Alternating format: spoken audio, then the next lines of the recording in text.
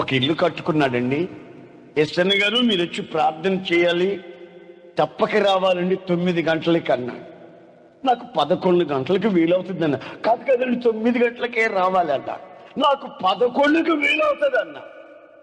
కాదండి దయచేసి నా మాట 9కే రండి అన్నాడు. ఎందుకో తెలుసా, ఎక్కడికి వెళ్ళి రావుకాలం చూసుకొచ్చినట్టున్నాడు. ప్రార్థనకి ఏమిటి, రావుకాలం ఏమిటి, మతిలేనాడు. సరే నేను 10 గంటలకు వెళ్ళానండి. అక్కడ 2 బైబిళ్ళు పట్టుకున్నారు విశ్వాసులు. వాళ్ళంటారు, ఈశ్వరం గారు ఇక్కడికి ఎందుకు వచ్చారండి మీరు? పొద్దున్న 7 గంటల నుంచి 8:30 వరకు పూజలు జరిగాయండి, కొబ్బరికాయలు కొట్టారండి. అయితే ఈ చిత్రమైన సంగతి ఏంటంటే ఆ కొబ్బరికాయలన్నీ పుచ్చిపోయి ఉన్నాయండి అన్న. నన్ను పిలిచి ఒక చిన్న ప్రార్థన చేయించుకున్నాడు అనుకోండి. నేను వెళ్ళినందుకు ప్రార్థన చేశాను అనుకోండి. బైబిల్లో ఏమి రాస్తుందో తెలుసా, నీవు ఎక్కడికైనా వెళితే వాళ్ళ కొరకు ప్రార్థన చేయి, ఆశీర్వదించు, కానీ ఆశీర్వాదం నీ వెంటే మరలా వచ్చేస్తుంది. అక్కడ నిలవదు, అక్కడ నిలవదు. నీవు ఆశీర్వదించు, నీ ఆశీర్వాదం నీ అంటే వచ్చేస్తుంది. ఆశీర్వాదానికి ఆ ఇల్లు అర్హత లేదు. లోక ఆచారాలు,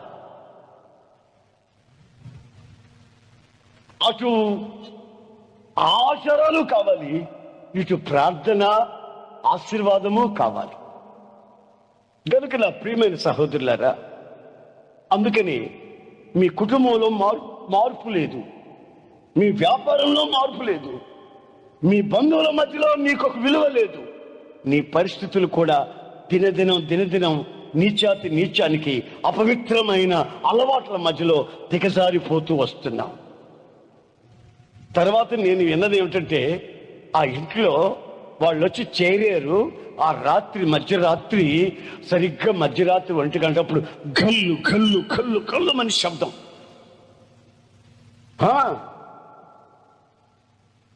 ఆ పిల్ల భయపడిపోయింది, జ్వరం వచ్చేసింది.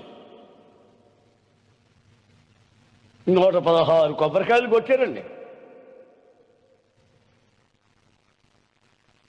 తర్వాత సిద్ధాంతి దగ్గరికి వెళ్ళారు. సిద్ధాంతి, నీ పేరు చెప్పు, నీ పిల్ల పేరు చెప్పు, నీ భార్య పేరు చెప్పు, అన్ని పేర్లను చెప్పించుకున్నాడు. తర్వాత ఏం చెప్పాడు తెలుసా, 3 సంవత్సరాలు నీకు ఆ ఇల్లు వచ్చిరాదు, చుట్టూ ముళ్ళ కంపగొట్టు, అద్దెంటికి పో. ఎందుకో తెలుసా, అతనికి ఇవ్వవలసిన ఫీజు పునాదులప్పుడు ఇవ్వలేదంట. పునాది చేసేటప్పుడు కూడా అతని దగ్గరికి పోతే బాగానే చేసేంత, కానీ ఫీజు 116 ఇవ్వాలా ఇవ్వలేదంట. అందుకని 3 సంవత్సరాలు ముళ్ళు కొట్టు, అర్జెంట్లో పోయి ఉండిపో, లేకుంటే నీ పెద్ద కొడుకు నీ కూతురు చేస్తారు, జాగ్రత్త అంటే ముళ్ళు కొట్టి ఉసూరుమంట పోయాడు. ఆ రోజుల్లోని 3 లక్షల రూపాయలు పెట్టి సలవరాయి పెట్టించుకున్నాడు ఇంట్లో, చల్లగా ఉందామని. గొల్లు అంటున్నాయి.